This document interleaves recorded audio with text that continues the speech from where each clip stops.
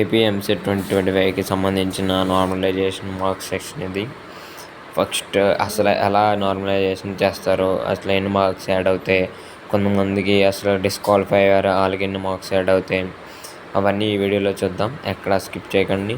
So first actual marks, తర్వాత normal marks ఉన్నాయి చూడండి.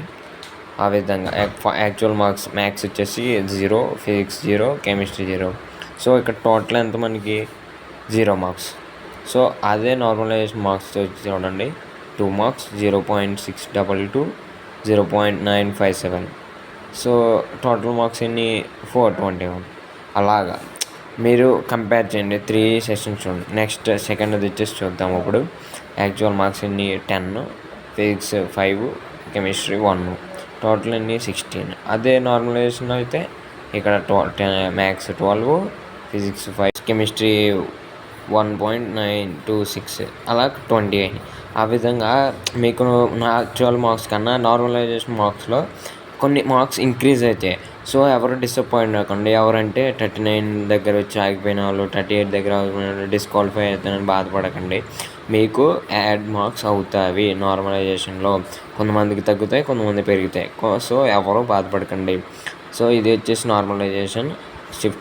అన్ని షిఫ్ట్లు కలిపి బ్యాలెన్స్ చేసి నార్మలైజేషన్ చేస్తారన్నమాట. ఇది నార్మలైజేషన్ ప్రాసెస్. సో 39, 38 వచ్చిన వాళ్ళు ఎవరు బాధపడకండి. మీరు కన్ఫామ్గా క్వాలిఫై అవుతారు. మీ మీద ఎవరు నెగిటివ్ అవ్వకండి, పాజిటివ్ ఉంచండి.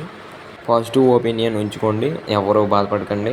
మీరు కన్ఫామ్గా క్వాలిఫై అవుతారు. మంచి కాలేజీలోకి సీట్ సంపాదిస్తారు. ఎక్కువ మార్క్స్ గెయిన్ చేసిన వాళ్ళకి నా తరపు నుండి, మన ఛానల్ తరపు నుండి కంగ్రాచులేషన్స్. మీరు ఎంత కష్టపడ్డారో అదే మీకు రిజల్ట్ వచ్చింది. ఇప్పుడు రిజల్ట్స్ ఎప్పుడు వస్తాయని చూద్దాం. కీ ఇచ్చారు, మార్క్స్ ఇచ్చారు, రిలీజ్ చేశారు కదా.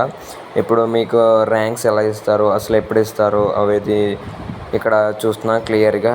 జూన్ 2వ వారంలో ఏపీ ఎంసెట్ ఫలితాలు, అంటే జూన్ 2nd వీక్లో, అంటే 12 కానీ 14th కానీ ఖచ్చితంగా ఎంసెట్ ర్యాంక్స్ అనేవి రిలీజ్ చేస్తారు.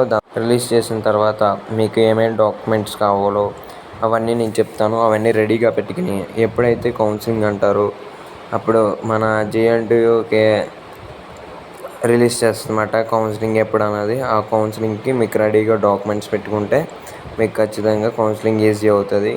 కౌన్సిలింగ్ ఎలా పెట్టాలి, అసలు ఏం చేయాలని నేను చెప్తాను. సో చూశారు కదా, జూన్ 2వ వారంలో ఏపీ ఎంసెట్ ఫలితాలు.